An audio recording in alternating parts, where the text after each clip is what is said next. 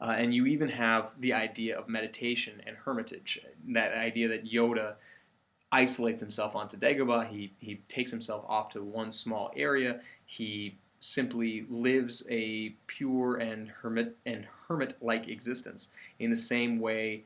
Not that Obi-Wan wanders through the desert and willingly offers instruction to those who seek him out, but Yoda requires greater effort, greater distance. Obi-Wan positions him closely to people in need, in this case Luke. Yoda requires people to travel great distances because he is the only speaking or sentient creature we see on the planet. He is in effect the guru that Hinduism or Buddhism might hold atop the mountain. Someone that you go to for great wisdom, great strength. And the way he speaks even is in these little Zen koans. Do or do not, there is no try. This is something that you would hear in Eastern philosophy and Eastern religion far more than you would in Western. Okay, now if I can find religion in Star Wars, you can find religion pretty much anywhere. So there's a counter argument that can be made here. All my examples, all my stories, all the ways in which literature is moral doesn't necessarily show the influence of religion. It's just the general influence of morality. We are moral people who have to live by a social contract and a moral code, and as a result, we believe not so much in religion, but we believe in doing good things. All my examples are just good ways to live rather than specific religious instruction. Moreover, it's important to see that you can't. In most stories, it's hard not to have lessons in them. Religion doesn't really inspire us to talk about morality. General life does. The story that has no meaning, no point, and no purpose behind it isn't really an engaging story. It's the kind of thing that people just sit on and consume blandly. It's a Justin Bieber song. It's really emptiness. It's nothingness. It's cotton candy at television. It's Bad Girls Club, or actually I think Bad Girls Club probably has something. Let me see if I can think of something else. It's The Amazing Race. Nothing really serious or emphatic there. Nothing really valuable is offered in Antiques Roadshow other than, wow, that thing is worth a lot of money. But those stories, those ways of telling a story aren't as empowered. The really empowered stories, the powerful stories, are stories that have morals and lessons. Religion doesn't have that. You can have those morals and lessons even without a religious viewpoint, just with a moral one.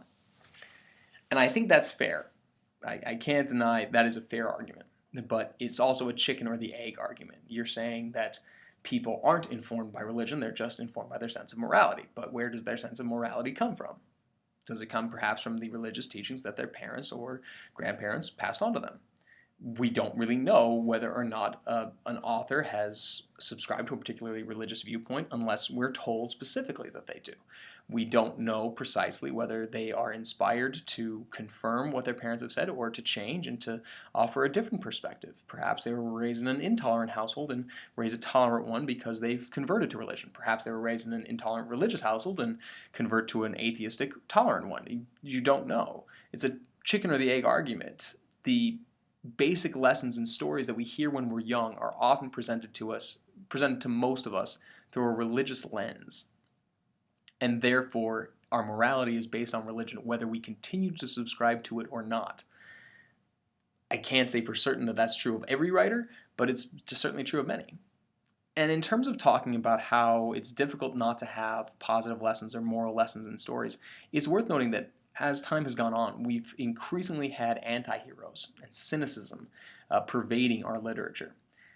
You can look at this on television, Breaking Bad and Heisenberg. You can look at it through all kinds of different books and novels that are coming out, in particular contemporary works that show cruelty, inhumanity, the popularity of serial killer TV shows.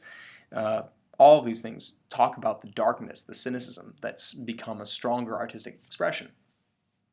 That the world is meaningless and futile, and that our attempts to moralize and justify a certain kind of behavior in it is irrelevant. But it's also worth noting that that decline in maybe moral storytelling that many people opine about is occurring at the same time as a decline in religious attendance at churches and at synagogues and at mosques throughout the world. We are seeing a decline in religion across the world. At the same time, we may be seeing a decline in some of those stories. The attempts by some writers to remove moral arguments from their stories. So you can have it. And there seems to be a relationship, however irrelevant, however specious that argument is, between increasingly a-religious texts and increasingly a-religious people. That would be my case, at least. Now, all of that is my way of trying to justify the idea that when we're talking about the foundations of literature, in this case of this course, particularly African American literature, we're talking about something that's a primary foundation to their lives. And a primary foundation to all of our lives is religion, is wherever we come from in our belief systems. And that's true, again, particularly within the African American context. So African American literature is based, in terms of the foundations, on their educational history, I would argue, and in terms of their religious history. And we're going to take a look at three main kinds of religious history that have deeply influenced African American literature. And that's animism, Christianity, Judaism, and Islam. So we start with the traditional beliefs, historical, what we see in African American cultures. The slaves who first came to the United States carried with them the traditional beliefs that they had within their own gods or goddesses or powerful forces within their homelands. This is the foundation of what many Western scholars who, rather than really digging into it and giving each religion its own separate name and purpose, finding different comparisons, simply lump them all together into two categories: animism and ancestor worship. Ancestor worship is the belief that your ancestors are looking out for you. Animism was the more common, more powerful one, and that was the belief that there is a divinity or a power within the natural world that we as people cannot fully understand or comprehend.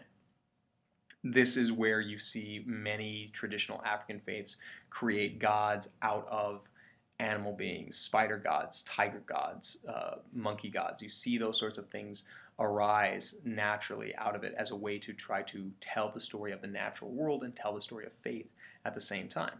Now, those beliefs come over into the U.S. But the slave owners, who have obviously brought the slaves into the United States, encourage and in many cases impose a sense that Christianity is the route and the path to salvation.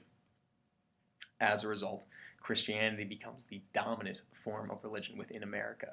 It's worth noting that this is not universally true.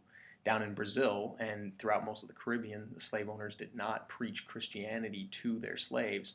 They held it back for themselves. So slaves combined animism and Christianity to have their own form of what they called syncretism. Same is true back in Africa. So there's mixtures throughout the world of animism and Christianity living side by side, turning into one shared faith. It's fascinating to see, but that's less common and less likely within the American setting, where Christianity was imposed or encouraged through all manner of means until it was held widely throughout the African American community.